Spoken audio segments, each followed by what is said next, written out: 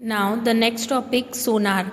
The acronym sonar stands for sound navigation and ranging. सोनार का जो full form है वो क्या होता है? Sound navigation and ranging.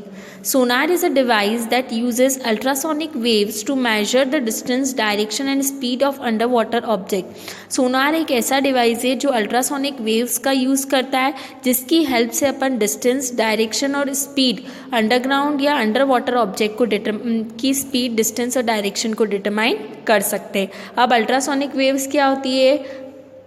वो वेव्स जिसकी फ्रिक्वेंसी 20 किलो हर्ट्ज से ज़्यादा होगी उनको आप अल्ट्रासोनिक वेव्स बोलोगे. ओके तो सोनार एक ऐसा डिवाइस है जो अल्ट्रासोनिक वेव्स का यूज़ करता है, स्पीड, डिस्टेंस और डायरेक्शन को मेजर करता है किसकी? अंडर वाटर ऑब्जेक्ट में. Sonar consists of transmitter and detector and is installed in a boat or a ship. सोनार में एक ट्रांसमीटर होता है जो मैसेज को ट्रांसमिट करता है, फिर मैसेज या सिग्नल को डिटेक्ट करता है और वो किस में इंस्टॉल होता है? या तो शिप में या बोट में. Let's C diagram. यहाँ पे देखो आपको बोट और शिप दिख रहा है. ठीक है, ये वाला जो पार्ट है ये डिटेक्टर है और ये वाला जो पार्ट है ये ट्रांसमीटर है. ये ट्रांसमिट करेगा और ये डिटेक्ट करेगा. फिर ये सी में कोई ऑब्जेक्ट रखा हुआ है उसको डिटेक्ट, ट्रांसमिट, वाटर सरफेस पे जो है वो बोट आपको रिप्रेजेंट है.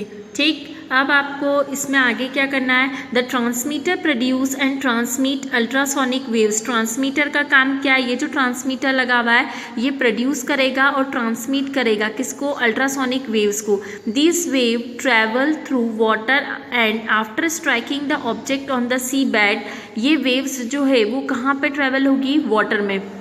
ये वेव्स वाटर में ट्रेवल होगी and after striking the object on sea bed. Sea bed ये नीचे वाला पार्ट है, इसमें कोई ऑब्जेक्ट रखा हुआ है तो उस पर स्ट्राइक होने के बाद यहाँ पे पहले स्ट्राइक होगी, मतलब आके टकराएगी ऊपर से ultrasonic waves and get reflected back and are sensed by the detector. फिर वापस कहाँ हो जाएगी? रिफ्लेक्ट हो जाएगी और रिफ्लेक्ट होने के बाद डिटेक्टर उसको सेंस कर लेगा, मीन्स उसको पहचान लेगा, महसूस कर लेगा. The detector convert the ultrasonic waves into electrical signal. फिर यहाँ पे डिटेक्टर पे जैसे ही ये वेव्स आएगी अल्ट्रासोनिक वेव्स, उसको डिटेक्टर इलेक्ट्रिकल सिग्नल में कन्वर्ट कर देगा.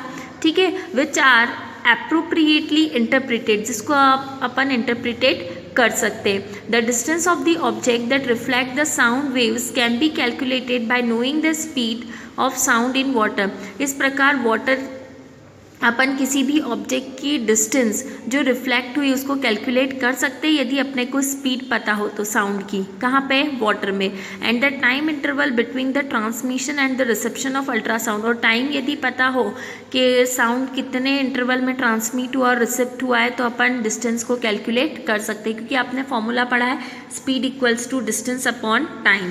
The total distance 2D travel by ultrasound is then 2D equals to velocity into time. अब देखो यहाँ पे डिस्टेंस 2D क्यों लिया है? क्योंकि एक बार जो है जो अल्ट्रासोनिक वेव्स ऊपर से नीचे आ रही है फिर वही डिस्टेंस वापस नीचे से ऊपर जा रही है. तो ये डिस्टेंस यदि D है और ये भी D है तो D प्लस D कितने हो जाएगा? 2D. 2 टाइम्स यहाँ पे डिस्टेंस ट्रेवल हो रही है, इसलिए आप ध्यान रख लेना 2D हो रहा है. The above method is called echo ranging. अब इस मेथड को अपन इको रेंजिंग में भी बोल सकते हैं. ठीक है, और सोनार टेक्निक का यूज़ अपन डेप्थ को सीखी और and to locate under water hill valley, submarines, icebergs और इनको रीलोकेट या इनको डिटेक्ट करने के लिए, डिटरमाइन करने के लिए कर सकते हैं. Now the next question, structure of human ear. We are able to hear with the help of extremely sensitive device called ear. Ear की help से अपन किसी भी object को सुन सकते हैं. Means किसी भी sensitive device जो human body में present है वो क्या है? Ear. It allow us to convert pressure variation in air with audible frequency into electrical signal.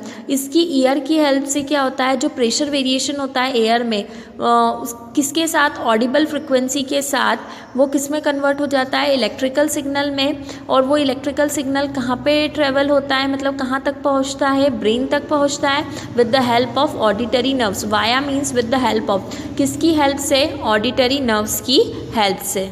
अब ऑडिबल रेंज यहाँ पे या ऑडिबल फ्रिक्वेंसी आई है तो मैंने आपको कल बता दिया था लास्ट वीडियो में.